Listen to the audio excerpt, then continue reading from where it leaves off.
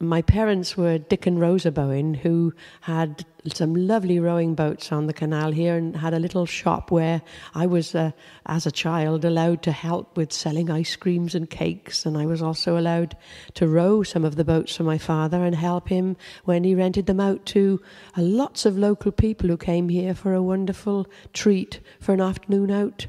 My brother Keith was just 3 years older than me, so we were a dreadful team because apart from loving boating and being allowed to row people in the boats when we wanted to, when the boats were free, we could go up the canal and back ourselves. And there's a lovely Loch 17 where it was a big experience as a child to jump in off the loch sides into the water and dive. It was deep there, beautiful deep entry, so you could swim. And we just loved the water, whether we were in it or on it. And we loved the dragonflies, we loved the birds. I don't remember many fish, but the natural history of the area was fantastic for a child. And I can remember the swans in the reedy, marshy bit below Loch 21, and we used to tiptoe across and see the eggs, and I know they hatched several clutches of cygnets, so the swans on the canal were just amazingly close to us as children. Everyone who came to the boating enterprise invariably asked for their favourite boat, so Dad would love to fit the people to the boat for them to have a really wonderful experience. And sometimes it wasn't quite so wonderful when they got off the landing stage and misjudged the distance of the boat and fell in the water, but that didn't happen very often. They were all individual, they all had wonderful names. The two larger ones, which took families in, called Neptune and Pluto, were just beautiful old boats and had a character all their own and handled differently to the smaller punts. And sometimes I could take them a long way up the canal, up to the first bridge, which is about a mile rowing, because they'd never been in a boat before and I would do the rowing.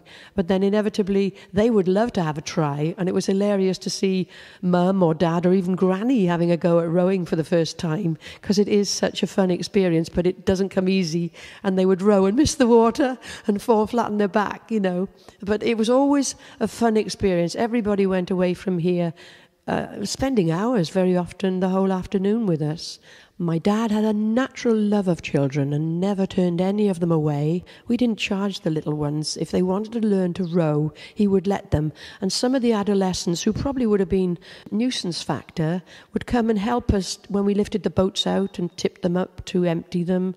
And then at the end of the day, he would let them have a free row up the canal and back. And it made their day because they were strong, muscly boys in these boats who loved to handle rowing and have an experience. Yeah, I think Dad loved children, and they were helpful. They weren't always nuisance value. And in the winter, they'd sometimes come back when it was, out of their own time to clean the boats back, because we'd have to scrape the boat's bottoms and repaint them, revarnish them. So there was a lot of maintenance work that these young lads were very helpful with.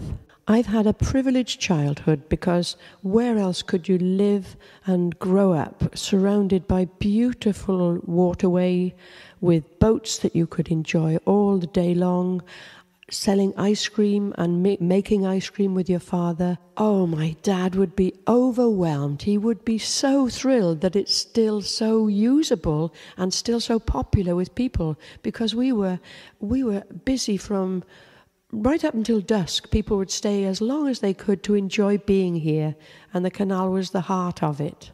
To see the locks restored and to see the canal now up and working and busy with people enjoying it, this is what the future is. It's my past, but my goodness, it's a beautiful place for all of you to see.